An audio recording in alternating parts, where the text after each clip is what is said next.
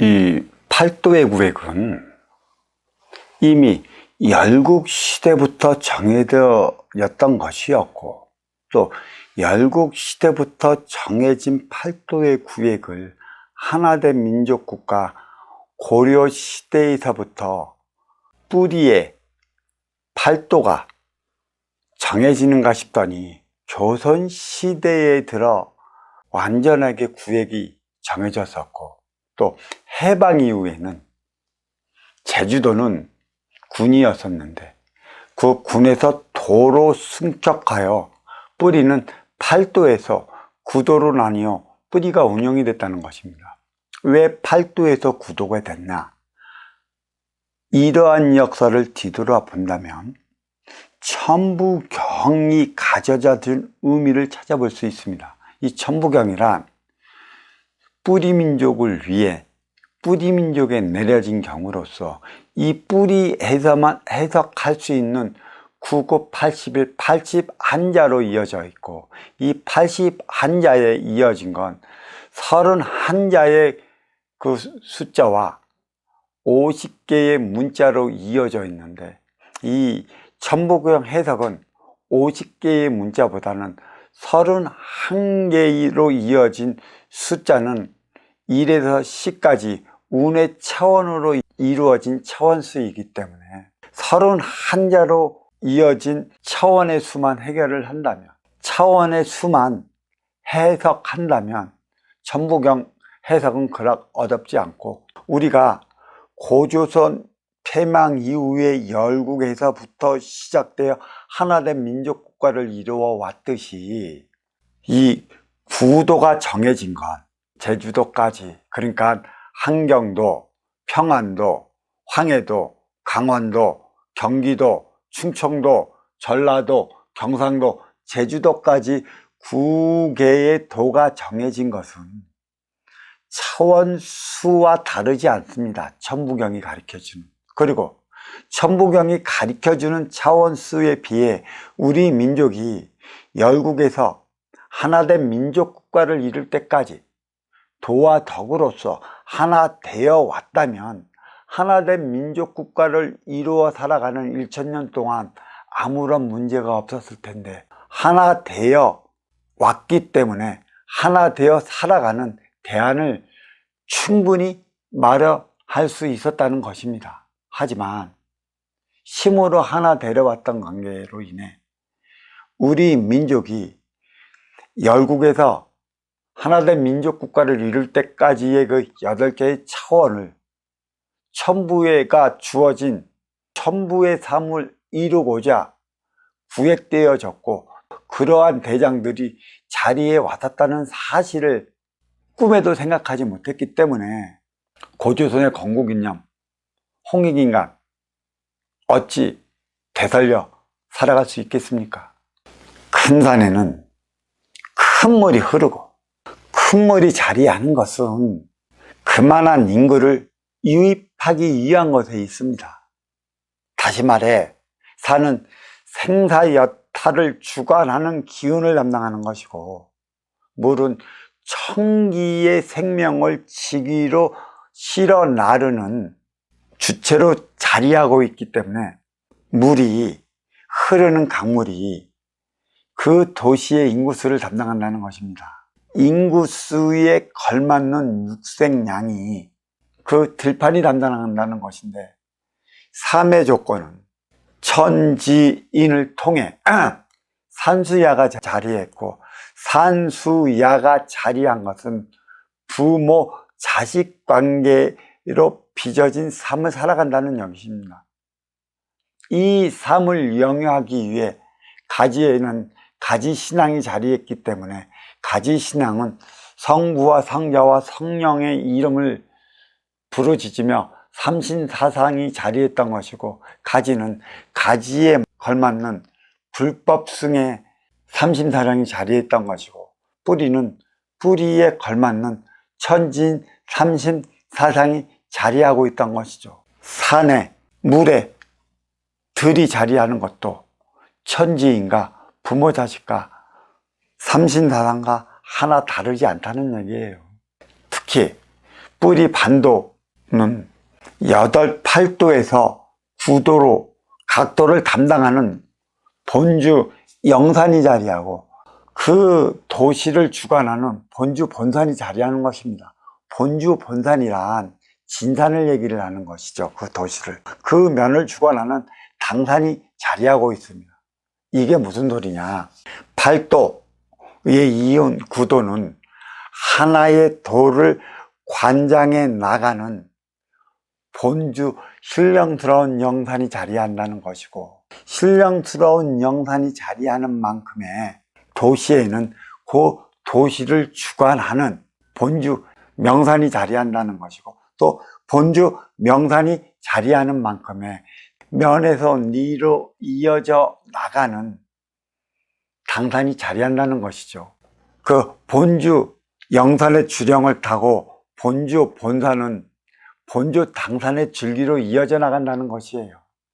그렇다면 본주 영산이 무엇인가를 한번 짚어본다면, 한경도에는 백두산이 자리하는 것이고, 평현도에는 묘양산이 자리하는 것이고, 황해도에는 구월산이 자리하는 것이며, 강원도에는 금강산이 자리하는 것이고, 경기도에는 북관산이 자리하고, 충청도에는 계룡산이 자리하고, 전라도에는 지리산이 자리하고, 경상도에는 태백산이 자리하는 것이죠.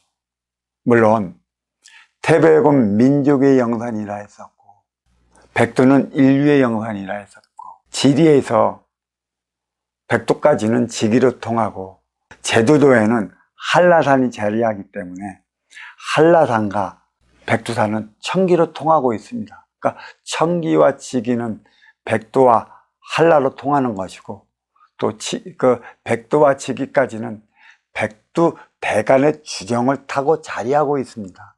이게 이란에 보는 풍수의 역할이지만, 이란의 백두 대간의 줄기로 인해 뿌리의 지형은 동고서저로 되어 있죠. 서쪽에서 동쪽으로 들어올 적에는 무난한 지형으로 해돋는 땅으로 들어오는 것이고, 동쪽 백두 대간 주령에서 서쪽으로 내려갈 때는 해가 동쪽에서 떠져 중쪽을 거쳐 서쪽으로 내려간다는 것입니다.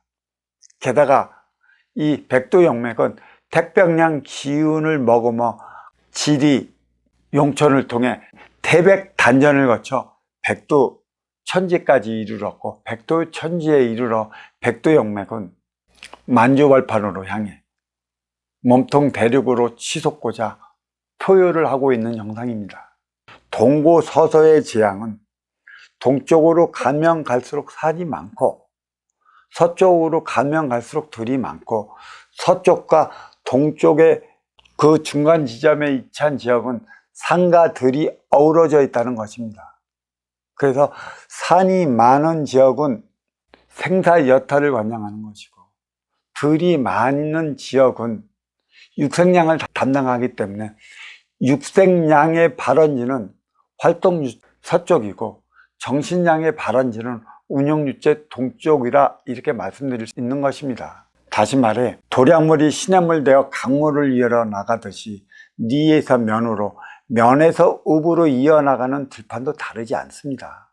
왕실의 큰 복을 빈다는 뜻을 지닌 경복궁은 조선 태조 이성계가 건설을 했었죠. 건설을 하고 나서 몇 배 되지 않아 크고 작은 화재로 인해 소실이 되었고, 임진애란으로 큰 화재로 인해 거의 300여 년 동안 경복궁은 제 역할을 다하지 못했고, 제 역할을 다하지 못하는 동안에 뿌리의 정사를 그 옆에 있는 창경궁에서 도맡아 보기 시작했던 것입니다. 그 좋은 곳에서, 또 그 좋은 기운으로 그 좋은 조건을 살리지 못해 그 옆에 있는 창경궁에서 정사를 받다는 사실이 조선왕조 500년이 뜻하는 바가 무엇인지 잘 알 수 있을 것입니다. 결국은 경복궁은 일본이 썼었고 소련이 썼었고, 우리 민족은 오늘날에까지도 경복궁을 그저 관광 자원으로서만 활용할 뿐이지 주어진 방편 쓰지 못해 우리는 정사를 도맡는 곳을 여의도로 이전을 해버리는 안타까운 결과를 초래하고 말았습니다. 18세기에 들어 대원군이 다시 경복궁을 창건을 했다 소리를 하는데, 이 잦은 불로 인해 임진왜란의 큰 불로 소실이 되면서 이 화의 기운을 막고자 해태산까지도 세워서 마주보는 관악산이 화산이요 화기가 타오른다고 해서 그 관악산의 화기를 잠재우고자 해태상을 세웠다는 소리가 있습니다. 과연 관악산의 화기 때문에 그런 것일까요? 물론 보여지는 이란의 육생안은 얼마든지 그럴 수도 있죠. 하지만 경복궁 앞에는 청계천이 흐르고 청계천 앞에는 남산이 있고 그 남산 앞에는 한강물이 흐릅니다. 왜 한강물과 청계천이 관악산의 뜨거운 화기를 잠재우지 못했을까요? 잠재우지 못한 이유가 어디 있느냐는 것입니다. 얼마든지 한강물은 한양에 살아가는 인구수를 대변하고 그 인구수를 대변하는 만큼의 조선 왕조는 만백성을 위한 정치를 해 나갔어야 했다는 것이죠. 그렇지만 분단 정치로 일관되었고 당파 싸움으로 일관되었고 외세의 침입으로 인해 만백성은 피골이 상접할 정도였는데 어찌 하나된 민족국가에서 하나 되어 살아가는 대안을 마련이나 할 수 있겠습니까? 무엇보다 뿌리는 운용주체인데, 그래도 운용주체 민족이 뿌리에서 살아가는데 몸통 활동주체의 그 법원이 운용주체 민족에게 맞는 것 마냥 활동주체처럼 살아가려 하다 보니 그 좋은 명당지에서 정사를 돌보지 못한 이유가 여기에 있습니다. 한옥은 사모관대를 할 수 있는 것이죠. 사모는 지붕이자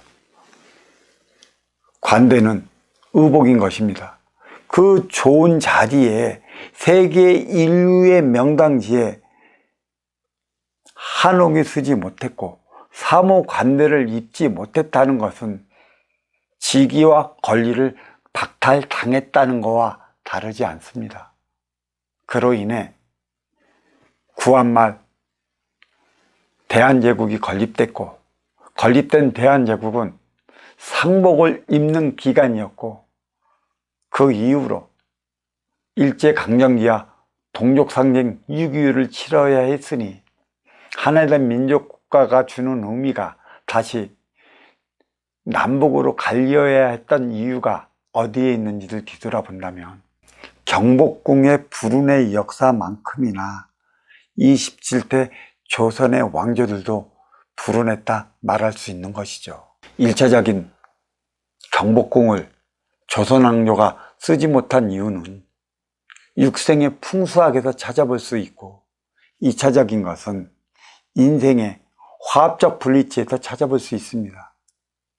화는 화를로서 다스리고자 화의 상징인 해태상을 건립을 했다는 얘기도 있고, 또 남대문은 본래 숭례문이라 숭례문의 그 본뜻을 찾아보면 관악산의 화기를 화로서 다스린다는 의미가 있어 숭례문이라 졌다는 것입니다. 보이지 않는 기운은 보이는 것을 운영해 나가고 있는 것이죠.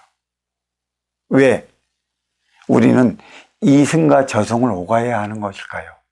보이지 않는 빗물질 인기가 보이는 인육을 쓰고 살아가는 이유가 어디에 있느냐는 것입니다.